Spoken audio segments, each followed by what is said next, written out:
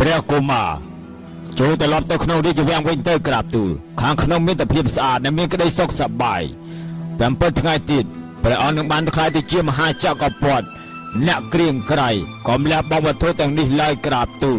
ខាងក្រៅមានតែភាពលំបាកត្រូវអត់ធន់ហើយកណ្ដោកណ្ដាយម្នាក់ឯងទៀត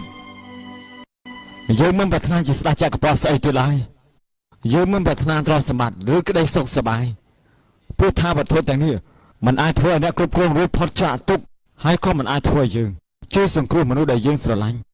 ហើយនឹងប្រជារាស្ត្ររបស់យើងឲ្យចាកពីទុក្ខអំពីការចាស់ការឈឺការស្លាប់ទៅបានចូលលោកជឿពីផ្លូវយើងទៅ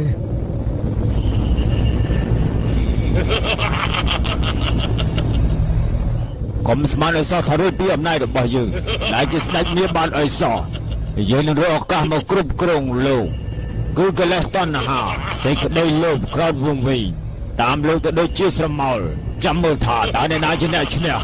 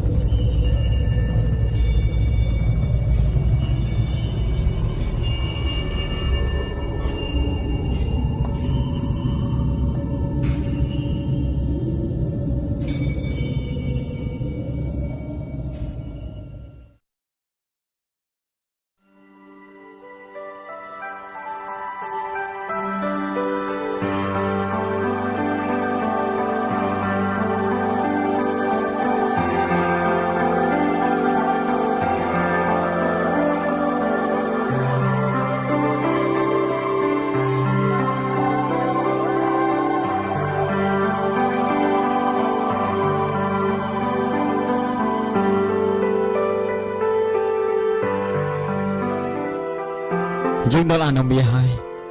ជុំទៅមីហាឆាណាមាន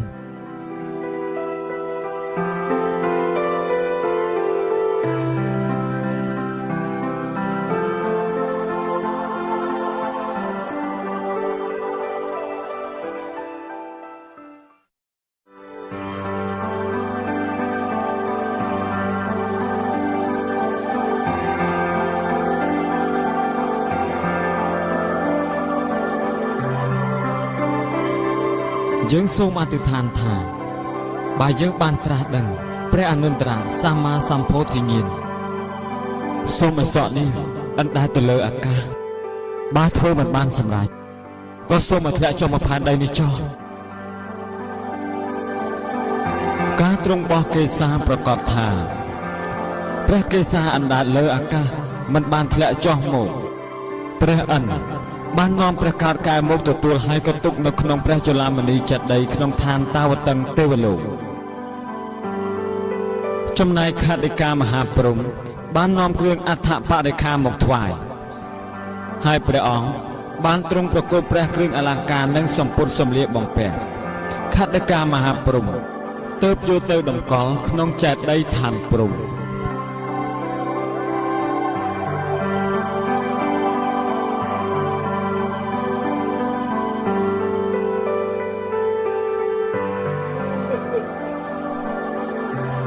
កុំខូចចិត្តសើមកចិត្តអីណាឆាន់ណា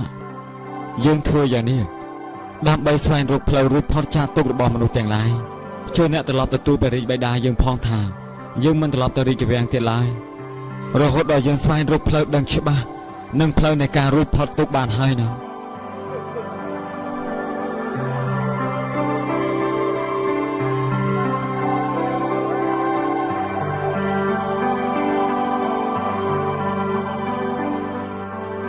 ចំណែកសេះកោណកៈកើតសេចក្តីអាល័យរហូតដល់ទ្រាំមិនបានក៏បែកបេះដូងដាច់ខ្យល់ស្លាប់នៅត្រង់នោះទៅដោយអនុភាពនៃសេចក្តីកតញ្ញូផ្ដល់ផលឲ្យសេះកោណកៈចុតតិទៅស្លាប់ជាទេវបុត្រក្នុងឋានសួគ៌ជាន់តាវតឹង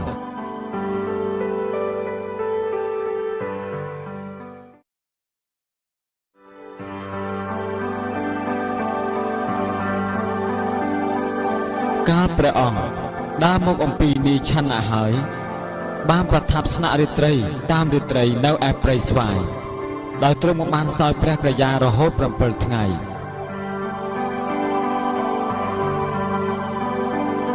លុះដល់ថ្ងៃទី8ទើបស្ដេចយាងចេញពីព្រៃស្វាយចូលទៅបានក្នុងក្រុងរាជក្រឹស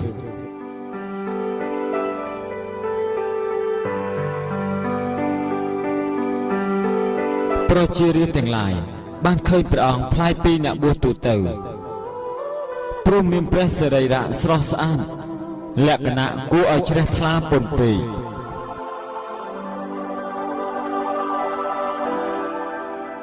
អូណូឃើញអត់នោះព្រះអង្គអូយស្រស់ថ្លាអត់ដល់មើលដល់ព្រាមមើលនោះមើលទៅ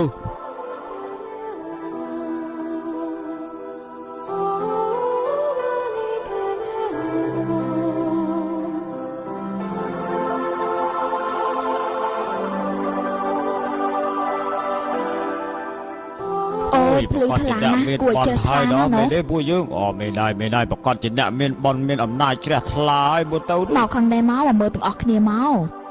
ទាំងអស់គ្នាតែងតែនាំគ្នាសរសើរហើយនិយាយតគ្នាថាស្អាតដូចជាទេវតាឋានសុគ៌ាដែលទ្រង់យាងចុះមកដើម្បីឲ្យមនុស្សបានឃើញកាលបានអាហារគ្រប់